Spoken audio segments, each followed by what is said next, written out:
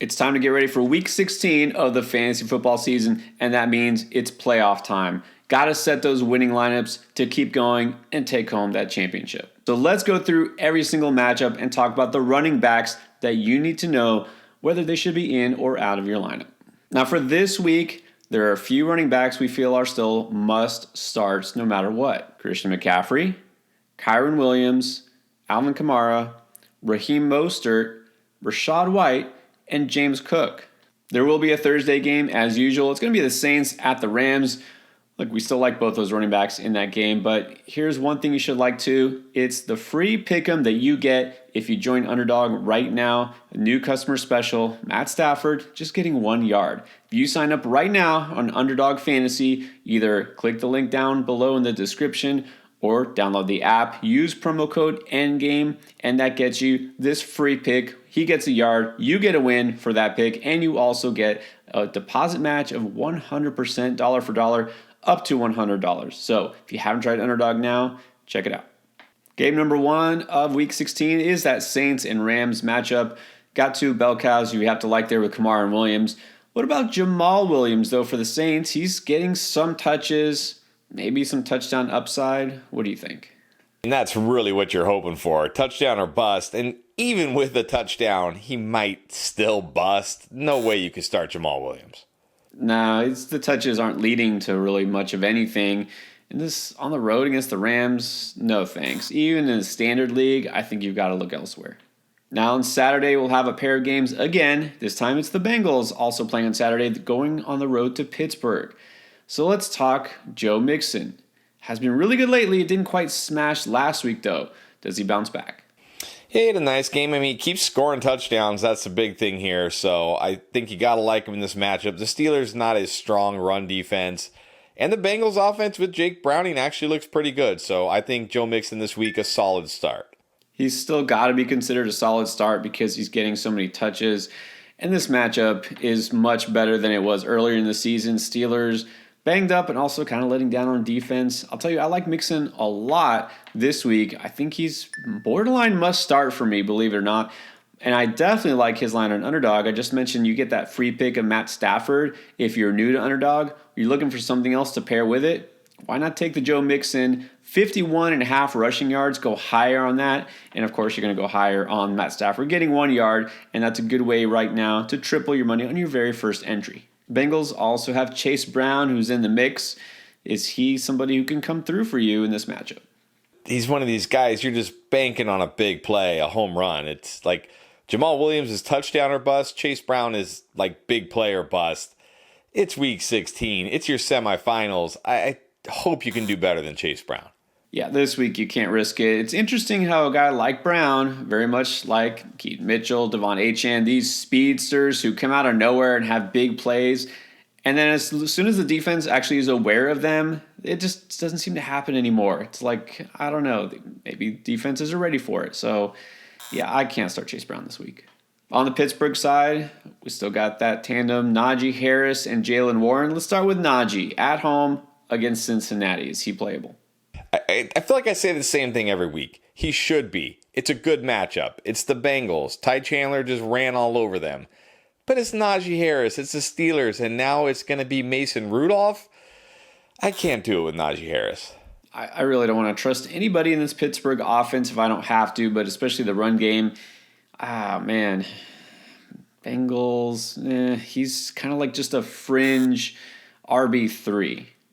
And I've been liking Jaylen Warren a little bit better, but same thing. Just the volume isn't high enough. This offense isn't good enough. I just very much of a fringe play. Yeah, I'll say Jaylen Warren is at least, if you need him, you can start him because he catches passes and it gives him a decent floor, but no ceiling here. And Saturday night, we're going to have the Bills taking on the Chargers. So these teams are definitely going in opposite directions lately. Bills coming off a huge win. And yeah, we're saying if you have James Cook, I think you just need to start him against this Chargers defense. And Austin Eckler is not a must start by any means. At this point, how many running backs do you feel you can put Eckler over? Oh, man, it can't be a lot, right? It feels like it should be a good spot for him. It's the Bills, not a good run defense. They're at home, but after what we saw last week with Easton Stick and this offense, like, are we just going to be like, oh, Brandon Staley's gone, it's all going to be fine now? I'm not sure I'm ready to say that. I think you have to sit Austin Eckler this week if you can. The touchdown upside seems to be gone. Catching a bunch of passes, where's that really? I think it really comes down to who else you have. I mean, there are still some running backs I'm not going to put over Eckler, but at this point, you definitely don't need him in your lineup. Now, the Colts at the Falcons, this will be an interesting one in terms of running backs. Jonathan Taylor, will he be back? A lot of people think he might be, but we won't know probably until, maybe Sunday. So if JT does come back, no restrictions, is he a must start? I think so. I mean, do you have running backs you feel significantly better than Jonathan Taylor? I mean, if you do, great. But I think for most people, you get JT back in Week 16, you're starting him. Agree. If he's playing, I think with the Colts, again, in the mixer, trying to make the postseason, they're going to give him all these opportunities. Zach Moss has been pretty bad lately, and he's banged up. So I think JT is probably going to be a guy you have to play. And then Zach Moss, I mean, it's hard to say either way. Let's assume, if Jonathan Taylor doesn't play, can you even trust Zach Moss, who had an arm injury last week? Trust is a strong word, but I think he's at least, playable if you need him. He did score on that reception, which was nice to see him finally find the end zone. And like you said, they're fighting for a playoff spot. He'll get the touches, but I can only say if you need him. I really won't have to start Moss. Again, he's only even in consideration if Taylor is out again. But even so, what has he done lately? The last couple of games, getting all the touches, just looking bad. Injured, on the road. Falcons are pretty good against the run. I'm sitting Moss. And now it's conceivable that if Taylor is still out and Moss is out, it could be a whole lot of Trey Sermon. That's right, Trey Sermon is on the Colts, and he got a lot of touches last week. If it comes down to Sermon as the workhorse basically in this offense, is he a guy you can consider? I think you can consider him. This is a much tougher matchup than what he was running against last week against that Steelers defense. But he's going to get most or all of the work probably. So I think if you need him, you can start him. And you'd have to be hit pretty hard by injuries or just have a lot of trust issues with your current running backs to start Trey Sermon in Week 16. So I'll just say only if you're absolutely desperate. And then Bijan Robinson, it can't be a must-start anymore. I mean, are we going to keep getting fooled by Arthur Smith here? What do we do in Week 16? You almost have to roll them out there again, don't you? Like, they're at home. You don't have to worry about any weird weather. It's the Colts. I mean, this is such a good matchup. They just lost to the Panthers. Arthur Smith kind of back on the hot seat again. I think you kind of have to roll with them, don't you? I think you do. Last week should have been a just total smash spot against the worst run defense in the league, Carolina. Now he gets the second worst, or at least one of the worst, with Indianapolis. Like you said, they're much better at home. I know it's risky, but again, how many running backs do you really feel great about at this point in the season? If you have Bijan, I think you just got to play him. But then there's Tyler Algier, who's still there and who Smith still insists on using as the lead runner sometimes. Based on this matchup, could you start Algier? Nah, what's the upside here? I mean, you're banking on him scoring at best. No, can't start him. Yeah, that's the thing. Even when Algier gets so much more run than Bijan, what does he do with it? And begs the question, why does he get so much run? So no, sorry, Algier, still just a handcuff. Packers taking on the Panthers this week in Carolina. Start with Aaron Jones back. He played last week, was okay. Does he do better based on the fact he gets this Panthers run defense? Yeah, I mean, it's a great matchup, right? And he seemed to be healthy enough last week, got 17 touches. I think you've got to trust him this week in this matchup. On paper, it says you should be playing Aaron Jones. He didn't have any setbacks last week. Let's hope he doesn't have any during practice this week. So Aaron Jones, you got to admit, he has risk as always, but there is upside. So I'll say he can be in the RB2 range this week. Now, A.J. Dillon did not play last week because of that thumb issue. Who knows if he's back? If so, is the matchup enough to put him somewhere on the radar? No, I mean, maybe if Aaron Jones was completely out because of the matchup, but with Aaron Jones playing, no thanks. Yeah, I don't care who they're playing. Dillon, with or without Jones, he really hasn't been playable all year. So just pass. And then the Panthers got Chuba Hubbard, been basically treated like a workhorse in this offense. I assume that continues. What about in this game against Green Bay? Yeah, you got to feel good about Chuba Hubbard. He's had at least 22 carries in 3 straight games. He's had 2 catches in each of the last 2 games. The only thing that's not happening is scoring touchdowns because he's stuck in this offense, but maybe this is the week it happens. Great matchup against Green Bay at home. You got to start Chuba Hubbard. And he came really close to scoring a touchdown toward the end of that game, wound up going down like at the 1, and that's why they kicked the field goal to run out the clock. But Hubbard has got a lot of upside. Green Bay's defense has not been really good at all this season, and especially the run defense. I think Hubbard is a strong RB2 this week. Next up, we got the Cleveland Browns traveling to take on the Houston Texans. So Jerome Ford is technically still the lead guy there. Is he going to lead fantasy teams to victory? Probably not. I mean, the Browns have just become extremely pass-heavy with Joe Flacco. Really not committing to the run. He's still splitting with Hunt. Can't do it with Jerome Ford this week. Not enough volume, especially because he's still splitting touches, especially into the goal line. Could score a touchdown, could catch some passes, but again, the ceiling is just too low. So Ford is only a desperation start. And then there's Kareem Hunt, who, again, has touchdown upside, but is there enough opportunity for him? Nah, he's like a slight tier above Jamal Williams for me. Touchdown or bust. Sure, he might do a little more than bust if he doesn't score, but not a whole lot. Not doing it. Yeah, I still feel the same with Hunt. It's standard only and desperation only. Now for the Texans, looks like we all got fooled into thinking Devin Singletary wasn't the guy in that offense. He clearly is the guy. Another huge game last week. Can he do it against this Cleveland defense, though?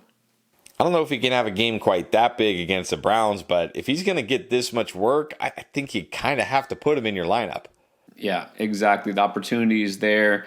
Dameon Pierce wasn't even a factor. He got 1 carry last week. Singletary has just looked really good lately, so I think he's got to be another solid RB2 option compared to everybody else we're going to talk about. And then Dameon Pierce, he's still there, but basically not even a factor. Can you even consider him? No, this is way too risky. Yeah, it's just turning out to be a huge bust this season, to be honest. It wasn't just injury that kept him down. He's just not looked good, which is why it's been all Singletary. So Pierce is not anywhere on the radar. Lions taking on the Vikings. We're going to have another dilemma here between these Lions running backs. How do you feel about Monty? I feel okay about Montgomery. I feel like he's getting, I don't want to say touchdown dependent because he picks up yards and he gets touches. But this Vikings defense has actually been better than I think a lot of people realize. But I still think David Montgomery this week, probably a good start still. He always feels like a pretty good start. I don't know if it's a great game for him, but again, how do you keep him on your bench when you know he always has potential to score? He's been solid. He hasn't really had any bad games this year. So, again, he's definitely a solid start in any format. Do you feel better about Gibbs than Monty, worse, or about the same? I feel a little bit better about Gibbs than Monty because, Gibbs just looks so much more explosive. He can, anytime he touches the ball, he can pick up 15-plus yards. The Lions are actually using him the right way. Take notes, Arthur Smith. So I feel better about Gibbs. I think he's also a good start this week. Agree. The usage has been increasing for him. Gotta admit, he's more explosive than Monty, so I would give him the slight edge between the two. But again, both really solid starts. And now for Minnesota, we got to ask Ty Chandler, after last week's explosion, I guess, is he a guy you have to consider if Alexander Mattison doesn't play again? You definitely have to consider him if Alexander Mattison is out, but it is the Lions. This is a much tougher matchup than he had last week. But again, like I said with Singletary, anybody getting this kind of volume probably needs to be in your lineup. Agree. If he's going to be, basically the workhorse there, this is a tougher matchup. I think people have to be a little wary. You can't just look at last week's stats and say, oh, I got to play him this week. But he's a guy who also does have some explosiveness. He has touchdown upside. This offense seemed a lot better under Nick Mullins than it did with Josh Dobbs. So if Madison is out, Chandler, I would say, is a solid RB2. Now, what if Madison does come back? This is something we're probably not going to know until later in the week. Is Madison a guy that you would consider? No. Coming off an ankle injury, likely splitting with Chandler, tough matchup. No, not starting him. Yeah, I can't feel great about him either way. Even if he does play, how healthy is he going to be? Lions are a really tough run defense, so I will say Madison would be barely playable. Commanders taking on the Jets, and so Brian Robinson, another guy coming off injury. Maybe that's if he even plays. If he makes a comeback this week, can you throw him in your lineup? Man, very risky. On the road against the Jets, this offense, like only if you need him. It's so sad. Robinson was doing really well throughout the middle of the season, was, I think, at one point the RB6 in fantasy. It's not just the injury. It's just, like you said, this offense is stagnated. It's not a great spot for him, so I think he would be only in the RB3 range for me. Now, Antonio Gibson had all the opportunities, didn't do a whole lot with it last week. Let's say if B-Rob is out, would you feel any better about Gibson this week? No, I mean, we thought, he's going to get most of the run here. He really didn't, honestly. He was the pass catching back, but his role really didn't change that much. And again, against the Jets, not doing it. Yeah, we did see a little bit of Chris Rodriguez, but also we saw a lot of Washington just not moving the ball. Yeah, Gibson felt good last week. If they were down in the game script, it doesn't feel good this week. Now, here's a tricky one. Breece Hall. Based on the way that Jets offense looked and the way he's performed lately, you just want to kind of ignore him. But it's the Commanders. Yeah, it's such a good matchup. I mean, I'm not going to say he's a guy you have to start, but I think in this matchup at home with his pass catching, I think he's at least a good start this week. Right. You don't want to get carried away by the matchup, but we know Breece is a talented player. This offense has been so bad. Yeah, I'll say, look, what do we always say? We want to chase upside, potential. You can't deny the upside that he has in this game, so I will say if you're looking for that, you can go Breece Hall. Seattle's going to take on Tennessee. Let's start with Kenneth Walker. Another tough matchup, but we know what he can do, right? He can score if they get near the goal line. He could rip off a big run. I can't say I love Kenneth Walker this week. I'm only going to put him in the stardom if you need him. Yeah, Seattle's schedule has been brutal over the end of the season here. Not doing any favors to the running game especially. So Walker is a guy, I think I'll put him like a peg below Breece Hall because very similar. A lot of risk. There's always that big play upside, but just know what you're getting into. What about Zach Charbonnet? Can we feel any better about him? No, you cannot start Zach Charbonnet. Charbonnet, even when Walker was out, I think he was good one game based on the volume. He's not getting the volume. It's a bad matchup. He's not startable. And then Derrick Henry, if anybody wants to make a case for the fact that he might be washed, is just look at last week. Was that just a fluky game, or are you really concerned that Henry is just washed? Well, maybe both, but I'm going to chalk it up to a fluky game. Remember, he'd been great for 3 straight games prior to that. I mean, okay, maybe he's had 2 down yardage games. I'll give him that, but they're at home. It's the Seahawks. They're bottom 5 against the run. I'm trusting Derrick Henry again. I always say if I have Henry, I usually just keep him in my lineup. I think because even though they lost at home last week, it is at home. Seattle, I guess. I don't want to get burned again, but I have to trust the talent, the position. I would say Henry is still probably a high upside RB2. And then there's Tyjae Spears, who seems very game script dependent. Will it work in his favor this week? Probably not. I mean, very hard to trust. This is a guy you want in your lineup in your semifinals. I'm not starting Tyjae Spears. No, we want some potential upside that's not fully dependent on things breaking perfectly right. So, yeah, you can't go with Spears. Next up, we're going to talk Jaguars at Bucks. And we've had a switch here. One of these running backs is a must start, and the other is Travis Etienne.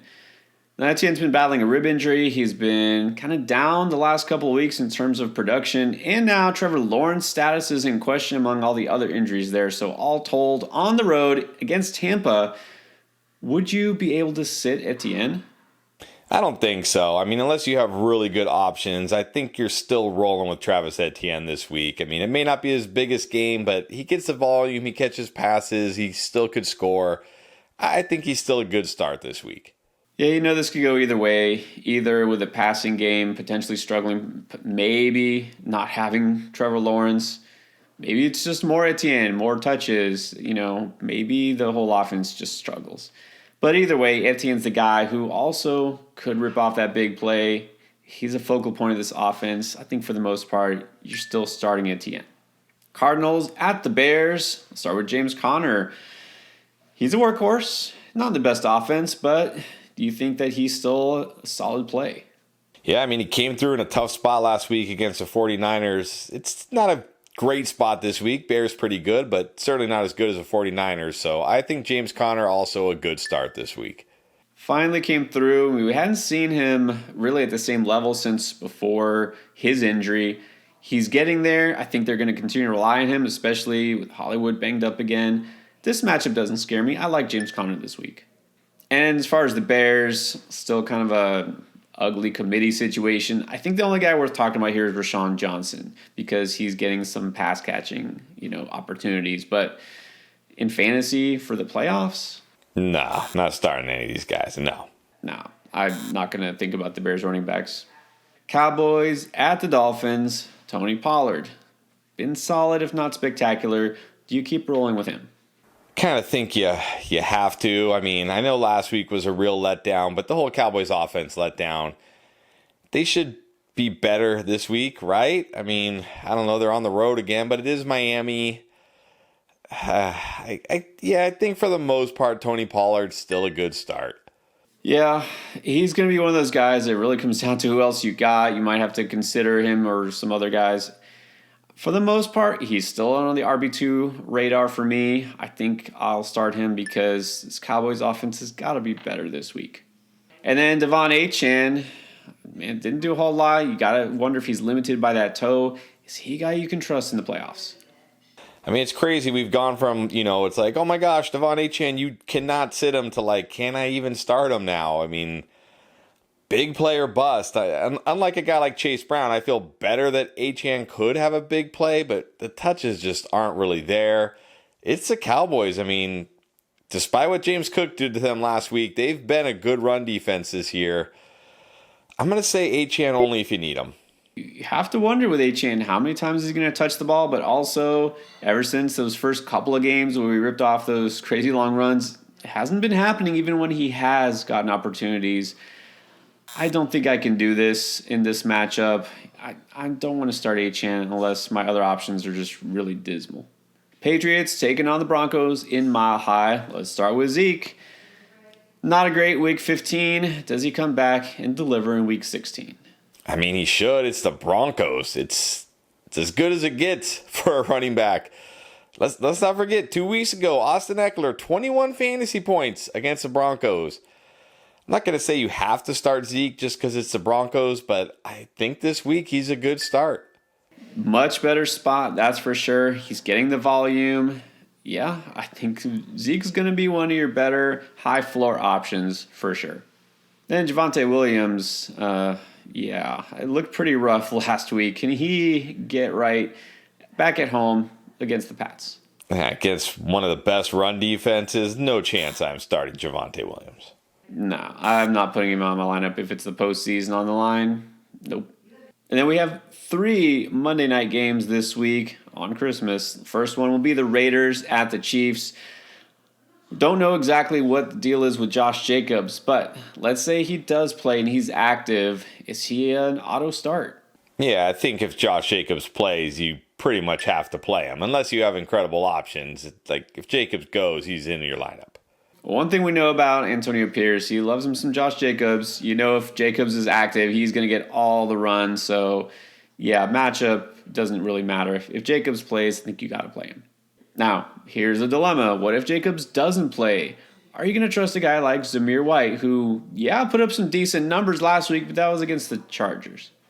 Yeah, I was against the Chargers in a game that they scored 63 points. This is on the road against the Chiefs, a very good defense. If Jacobs is out, we know he's going to get the run. He could score, but I can only put him in the if you need him category. Yeah, I have the feeling he'll be kind of touchdown or bust in this situation, even with no Jacobs. So he'd be a very risky RB replacement, maybe one that you need, though. Good news for the Chiefs. It sounds like Isaiah Pacheco will be back. Andy Reid came out and said he expects him to play, that even he could have played last week. So Pacheco back against the Raiders. What do you think? I mean, great spot for him to come back. If you're still alive with Isaiah Pacheco, you got to feel good about him this week. A good start. Yeah, I think you got to roll with Pacheco if you have him, unless you happen to have a lot of good running backs ahead of him. He's a guy I expect to not just come back and be solid, but I think he's going to be one of my boom picks this week potentially. All right, what about Jerick McKinnon? What does that mean for him? Is he just completely out of consideration or maybe still touchdown upside? That's it, though. It's touchdown or bust here now. We know Pacheco is going to get most of the run. I can't start McKinnon now. Agree. Again, unless you're just really, really bad off at running back and you have to pick somebody who could score, that's it. Otherwise, don't think about McKinnon. And I assume the same goes for Clyde Edwards-Helaire, although he did put up some yardage and score a touchdown last week. Do you feel any better about him? No, I probably feel worse about him. His role is going to probably diminish the most. Can't start him. Yeah, I have to agree. I wasn't really that excited about CEH even when he was the starter, so there's no way I'm thinking about him now. Second Monday night game is going to be the Giants at the Eagles. Saquon Barkley, yeah, he let us all down last week. Can he get right on a road game against Philly? I mean, it's a tough matchup. It's on the road, but you got to think he's going to bounce back at least a little bit. He still has touchdown upside. I still think Saquon Barkley, for the most part, is a good start this week. Man, this is so hard to know what to do because you don't ever really want to sit Saquon, but then if you've been, bit by him last week and he's had some down games, this does not feel like a good spot for him on the road, but how many running backs do you feel better about? So I think Barkley is still going to be at least a solid RB2 for me. And the other side is DeAndre Swift of the Eagles. You got to feel better about him because he's facing the Giants. Yeah, another good matchup for him at home. I think Swift also a good start this week. Agree. I might even feel a little bit better about him than Saquon. A lot of upside, so yeah, I think Swift is still a good start too. And the final game of the week, maybe a Super Bowl preview. We'll see. That's what a lot of people think. It's the Ravens at the 49ers. So let's start with this Ravens backfield. It's going to be a little different. Keaton Mitchell is done for the year. So are we going to see more Gus Edwards? Probably. I mean, it's going to be kind of like it was there in the middle of the year. I think he's going to get a decent amount of run. We know he has touchdown upside. It's not a great matchup, but he can score. So I think this week, if you need Gus Edwards, you can start him. Yeah, it would be a good time to roll out Gus if it was almost any other matchup here instead of being on the road against the Niners defense. So, like you said, he could always score. Not the worst option. And some people will ask about Justice Hill. Is he someone who gets more run with Mitchell out? I mean, maybe, but is it enough to be in my fantasy lineup? No. No, this is maybe even just to consider, I don't know, as a waiver pickup, maybe kind of desperation territory. What did he do all season, even before Mitchell played? So, no, I'm not trusting Justice Hill in a lineup anywhere. All right, those are all the RBs you need to know about for Week 16. You know we got you covered, wide receiver, quarterback, tight end, and everything else you need to win and keep winning in the postseason. Check out our playlist for this week.